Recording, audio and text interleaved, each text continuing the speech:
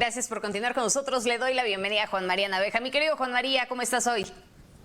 Con el gusto de saludarte, mi querida Magda, y entrar en contacto con la audiencia Mega Noticias MX. Aquí estamos. Oye, ¿qué tema el del día de hoy? Estamos repasando algunos escándalos de corrupción, pero ahora en mandos policiales, que por cierto abundan, y eso es de los que conocemos. Imagínate los que no sabemos absolutamente nada, los que permanecen en las sombras. Y es que es un tema de verdad complejo, muy extraño, porque, fíjate, estaba haciendo un recuento que si analizamos aquellos que tienen señalamientos puntuales, por ejemplo, el de García Luna, que por cierto, García Luna no ha sido juzgado, mi querida Magda, pero ¿No? allí estamos hablando de un caso puntual de vinculación con el narcotráfico. Pero si te vas a otro tipo de casos que los podemos ir desmenuzando, por ejemplo, ¿qué pasó con el ex procurador general de la República, Eduardo Medina Mora, quien abandona la Suprema Corte de Justicia de la Nación, al parecer por diversas presiones? Y luego otro caso, el de los 43 de Ayotzinapa, que cae en la figura, por ejemplo, de Tomás Herón o de Sí, Jesús claro. Murillo Caram. Pues estamos hablando de personajes que han tenido señalamientos de diversa índole. O sea, no es solamente corrupción, sino también por casos en donde su actuación ha tenido implicaciones como este de Ayotzinapa y que obligan a que se analice de diferente manera. Y bueno, pues para darte la palabra, mi querida Magda, ¿qué podemos decir del zafarrancho que hay o de todo el relajo que hay en torno al actual fiscal general de la República, Alejandro Gertz Manero, sobre quien hay señalamientos personales, profesionales, académicos? Y bueno, pues estás viendo lo que hoy está sucediendo, porque oye, ¿con qué rapidez encontraron elementos para el asunto de la difusión de la grabación entre el fiscal Gertz Manero y su segundo de a bordo, Juan Ramos? A mí de veras me sorprende la agilidad que no se presenta con otros casos muy semejantes, mi querida Magda.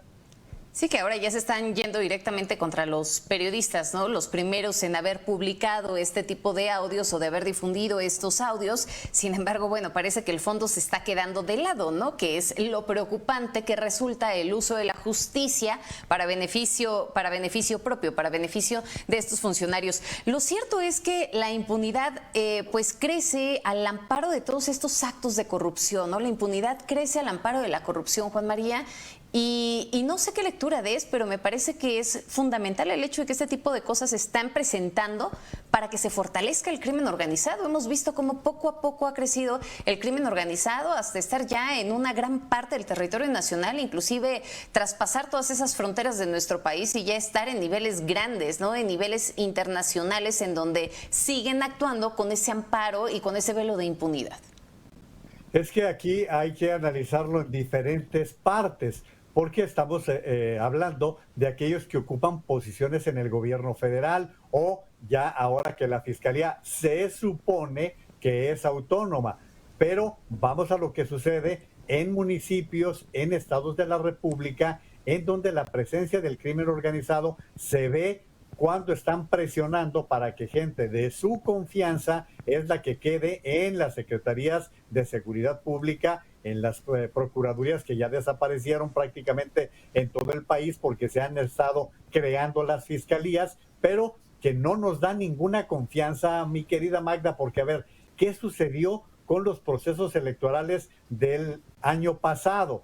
Todo lo que se ha comentado en torno a toda la franja del Pacífico que va desde Nayarit, Sinaloa, Sonora, las dos Baja Californias, en donde se advirtió el posible concurso, participación, patrocinio de elementos de cárteles del crimen organizado que habrían estado presentes, y con cosas tan puntuales como lo que ocurrió en Sinaloa. Allí no hay dudas, hay demasiados elementos para suponer que todo eso. ¿Y tú crees que el crimen organizado participa con dinero, con presiones, con excesos, nada más por nomás? No, pues lo están haciendo porque siempre quieren tener a los suyos en las posiciones de persecución, de búsqueda, de hacer justicia. Esto es lo que tenemos que enfrentar ahora inclusive, ahora en la elección del próximo junio, mi querida Magda. ¿En qué se está fallando, Juan María? Que yo creo que esa es la pregunta de fondo, ¿no? ¿En qué se está fallando para que caigamos en este tipo de circunstancias, para que de pronto pues los altos mandos policiales terminen siendo tan susceptibles a la corrupción, ¿no? Que caigan así en las garras de la corrupción y del crimen. Pues finalmente creo que es el dinero. ¿Por qué? Pues porque se ha propiciado una vinculación entre personajes de todas las esferas, porque aquí estamos hablando Claro. de los mandos, estamos hablando de los mandos policíacos, los mandos de seguridad, pero ¿cuántas veces lo que hay que revisar es a los partidos políticos? ¿Cuántas veces están recibiendo dinero que no es consignado, que no es registrado en los procesos electorales y que estamos hablando de dinero sucio, dinero que se utiliza para pagar diferentes productos, diferentes asesorías? Vamos a lo que ocurrió, por ejemplo, en Colombia, en donde se detectó la participación de un consultor muy famoso que estaría participando con cerca de $5 millones en una de las campañas que se estaban desarrollando hace algunos años en Colombia, no hace tanto tiempo, pero como se detectó allá, también aquí lo podríamos ver, porque cuando tú haces una revisión de lo que cuesta una campaña, lo que se invirtió, y dices, oye, pero si los límites eran de tal cantidad, el presupuesto tope era este, y tú te encuentras con que pues rebasó considerablemente con productos, con gastos que están fuera del presupuesto general o de lo que se asignó. Te pongo, por ejemplo, conciertos, ¿sí? O aparición de grupos musicales, productos que no se detectan fácilmente y que todo esto es parte de dineros que de dónde vienen, mi querida Magda.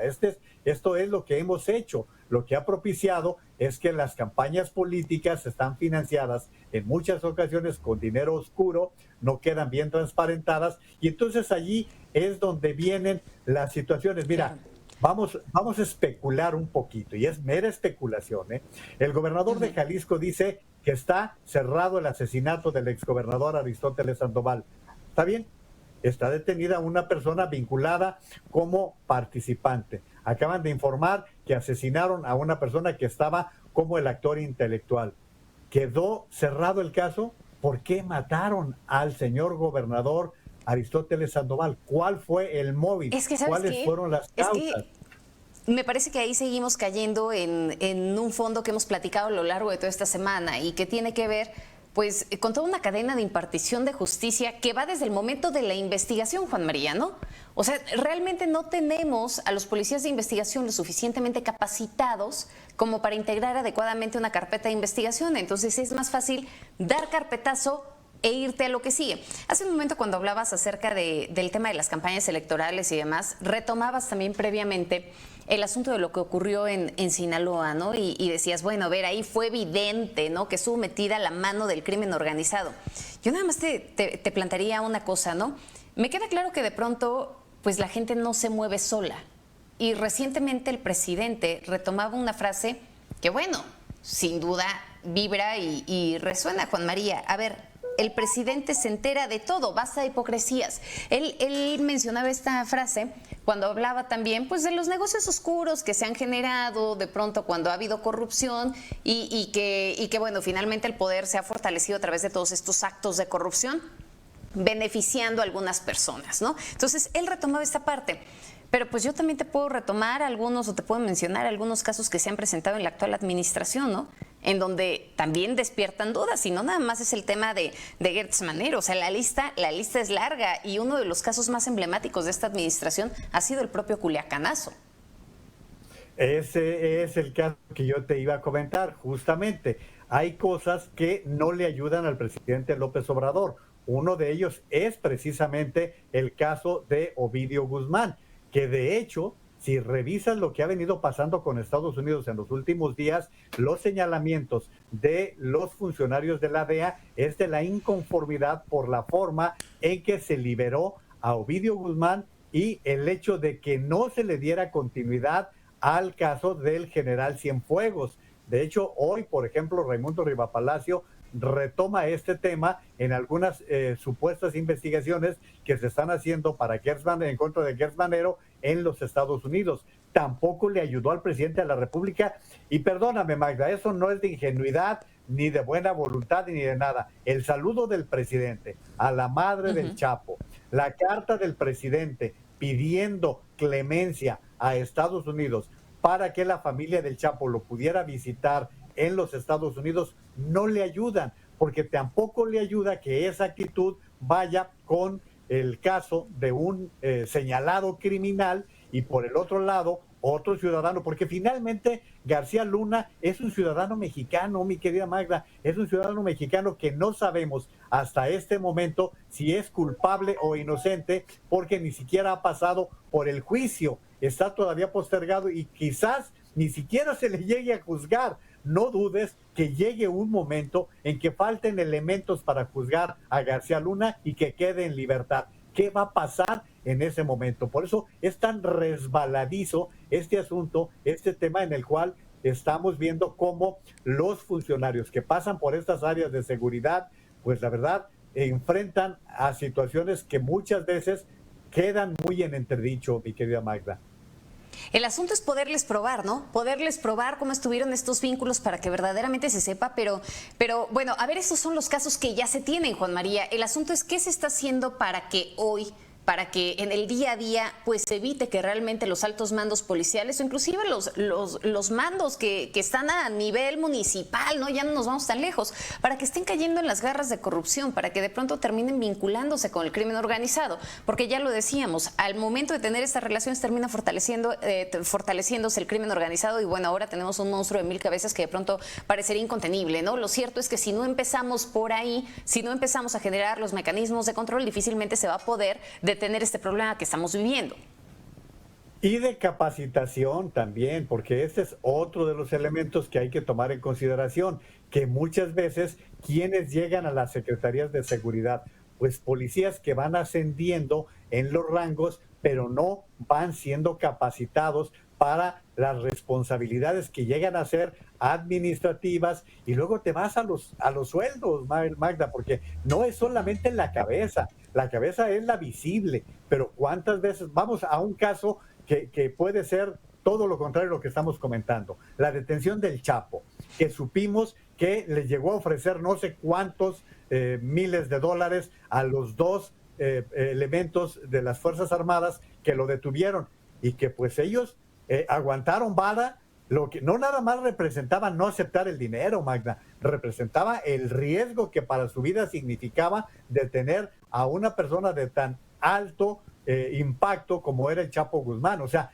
también ahí es donde podemos ver, y pues vete a la base, aquel policía de pueblo que le pagan 2,000-3,000 pesos y pues que el que distribuye o vende la droga en el pueblo pues le está dando sus 500 o sus 1,000 pesos porque se haga tonto y lo deje operar. Así te vas yendo como el escalafón va subiendo y que lamentablemente va cubriendo, pero no solamente es para aquellos que están en la procuración de justicia, también en la impartición, mi querida Magda, porque allí pues hablamos desde jueces menores hasta altos niveles. Es que es un asunto de selección, de capacitación, de inversión, ¿no? Y al momento de estar hablando de inversión, estamos hablando junto con pegado del asunto de los presupuestos. O sea, a ver, me queda claro que es un tema sumamente complejo, pero yo te preguntaría realmente, pues, ¿qué está pasando con estos controles de confianza, no? Con todos estos exámenes a los que de pronto son sometidos los policías, ¿verdaderamente los están pasando? ¿No los están pasando? ¿Qué es lo que está haciendo falta ahí? Creo que sí es importante poder hacer una reestructuración, pero sobre todo fijar los mecanismos de control y de prevención a fin de evitar que sigan cayendo en estas redes de corrupción. Querido Juan María, como siempre es un placer conversar contigo, caray. Pues como siempre nos queda mucho de qué hablar, mi querida Magda, pero ya tendremos en la semana un poquito más de tiempo. Seguramente así será. Te mando un abrazo enorme. Nosotros hacemos un corte y ya volvemos.